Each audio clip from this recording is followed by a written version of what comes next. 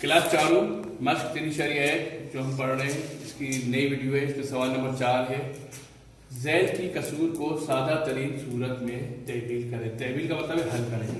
इसका पहला सवाल है 24/32। अब आप देखिए, इसको आपने सादा करना है, यानी कि उस वक्त तक आपने इसको तकसीम करना है जब तक ये मजीद यानी कि शुमार कुनिंदा और नसबनुमा मजीद तकसीम ना हो सके। अब आप देखिए 24 के 4 में इकाई में अगर इसके 4 है, इसके इकाई में 2 है। मैंने आपसे पहले भी कहा है कि अगर किसी के इकाई में 0, 2, 4, 6, 8 हो तो 2 से तकसीम होता है। अब आप देखिए 24 भी 2 पर तकसीम हो रहा है, 32 भी 2 पर तकसीम हो रहा है। 24 को जब हम 2 पर तकसीम करेंगे आपका 12 जवाब आ जाएगा। 32 को 2 पर तकसीम करेंगे तो 16 आ जाएगा। इस तरह 12/16 जो आया। अब आप देखिए इकाई फिर 2 है, इधर 6 है, तो फिर ये 2 पर तकसीम होता है। अब 12 को जब 2 पर तकसीम किया 6 आ गया, 16 को जब 2 पर तकसीम किया 8 आया। अभी भी 6/8 यानी कि 6 2 पर तकसीम होता है, 8 भी। तो 6 को जब 2 पर तकसीम किया 3 आ गया, 8 को जब 2 पर तकसीम किया 4 आ गया, यानी कि 3/4 हो गया।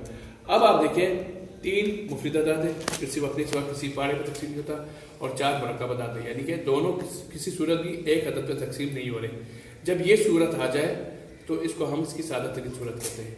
तो 3/4 कसर की सादा तरीन सूरत है, ये जवाब है। ठीक है, अब आप इसका सवाल नंबर 4 का 5वां चूज है 33/66।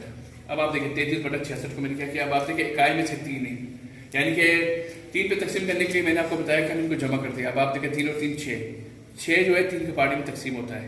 इसी तरह 6 और 6 12 भी 3 के पार्टी में तकसीम होता है, यानी कि 33/66 3 पर तकसीम हो सकता है।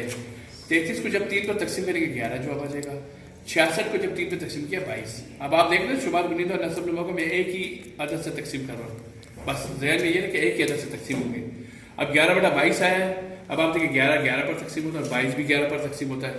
ठीक है, तो 11 को जब 11/22 को जब मैंने 11 पर तकसीम किया तो 1/2 आ गया। अब 1/2 मजीद किसी दूसरे अदद पर तकसीम नहीं होता, तो ये 1/2 कसर की ताज़ा तरीन, तो कसर की सादा तरीन, सॉरी मैंने तो ताज़ा तरीन दी, सादा तरीन सूरत है। ठीक है, ये इसका जवाब है। अब बेटा आप लोगों ने सवाल नंबर 4 का जुज़ नंबर 2, 3 और 4 ये आपका होमवर्क है, ये आपने करना है।